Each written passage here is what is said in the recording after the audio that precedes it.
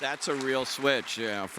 That's amazing to sit here and watch you watch this, because you're like, oh, yep, I did that, and you look at that range. Think they say in the business that you're showing right there at the beginning of your career. I was fortunate to have, diametrically opposing projects in a way, and I didn't appreciate that at first because it was School Ties that I shot first, and then that was followed by Encino Man. But the release was flip-flopped, so I was known kind of in reverse. So what it did is clearly it established that guy's career in a way that said, hey, Hollywood, I can do broad comedy, and hey, look, this is some more sensitive, dramatic work.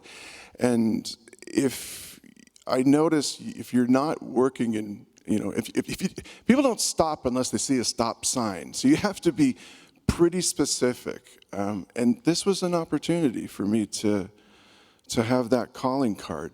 I was very fortunate. I realize that even more in watching this clip right now, how lucky that guy was. Yeah, that movie, School Ties, I have to say, is more relevant now, 30 years later. That's interesting, because when we shot it, it was set in the 50s, of course, and at that time in the 90s, we figured, there's 35, 40 years of remove. That was then. We've grown up as a society. We're better than that now. Well, we haven't. Not what he said. We can do better is really the message behind a School Ties. And I think in many ways we have ways to go, but it's a timeless story about wanting to belong. And we've all, in one way or another, felt like we've had our nose pressed up against the glass, and you want to be on the inside of whatever that is, but something's prohibiting you. And in this case, it's David wanting to be a part of the glory of this school and that establishment, but it's prejudice and anti-Semitism that's keeping him out. So with that kind of remove, I think that we might have cold comfort in thinking that was then and this is not now. But I think that the message still carries through. It's one that carries through, and let's talk about it a bit more, and certainly in The Whale too, about absolutely how we totally really need to accept one another on equal terms. That, which we'll talk about later, and dealing with obesity and different issues as well. But with School Ties, I was listening to you. You did Howard Stern, who I love Howard Stern, and Howard Stern was talking about that movie in particular, very moved by it because of its themes too. You had a shower scene there with Matt Damon, totally naked, emotionally, totally naked, physically, in your first.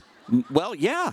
I mean, if you've seen the movie, in your first movie, to do that, did you have any trepidation of doing that intense a scene like that? After the training program that I did in college, we got up to all kinds of nuisance in actor school. So, the full-on nudity thing, well, it's never necessarily something you look forward to doing. But if that is the wardrobe that there isn't any, then that's your job. And I understood the assignment. That was an important scene, though. That was, It was, because it just impressed upon us even more how ugly prejudice is. I mean, there's 17-year-old boys.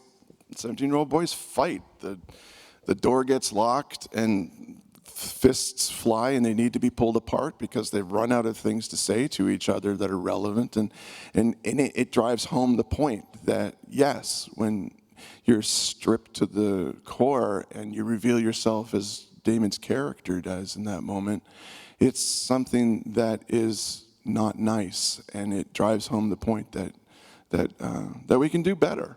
That's why the scene exists. Yeah. Yeah. Now, a couple of years later, you did a movie with Adam Sandler, which Adam Sandler this season also, there is so many connections here between you and your past this season, oddly enough.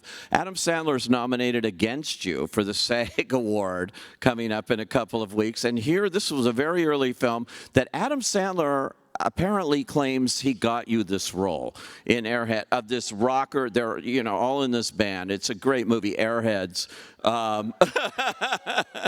And I just got an email from Rich Wilkes last week. It said, to clarify, and then he screenshot a tweet from Michael Lehman, who was the director, who said something to the effect of, I seem to remember that Brendan was hired before Adam was, so... Adam, you did yank my chain! 25-year punk. This guy. Look up Gullible. Right here. See? That's Sandler, though. I love him. And on top of that, you were working not just with Adam, but with Adam and Chris Farley, and they had that. It fascinates me because they had that whole SNL thing going for them during the making of. They knew their rhythms and things, and you're this guy that is walking into this movie that wasn't part of that group. And those guys are proper comedians, I'm the least funny person I know, and seriously, how do you disagree? The moment you think you're funny, I promise you're not. Adam and Chris Farley were writing partners at SNL, and after Chris passed, Adam was reaching out to all of us, and we were all talking with each other. And I can remember Adam telling me that he and Chris had an agreement of sorts. They made a pact, and it was pretty simple. It went like this: I'm not going to be afraid. You don't be afraid. Let's go forward with courage, is what they did. And those guys were fearless together. They really were. And that's what it takes to do the heavy lifting of comedy. It was great fun. On top of that, we couldn't believe we had jobs, and there was like craft service and stuff, and they would feed us chicken, which was helpful. Great times, yeah. Rock and roll. That was just what I was going to say. You're a rocker in this, and it's so funny. We're going to see it in a second, but it had to be fun. It has to be fun, a playground to do this kind of material. Well, there's a reason why they call it a play, because it's fun. Yeah. All right, we're going to see a clip from Airheads, followed by a clip from a movie I think should have gotten you your first Oscar nomination, but they have no sense of humor. It's called George of the Jungle.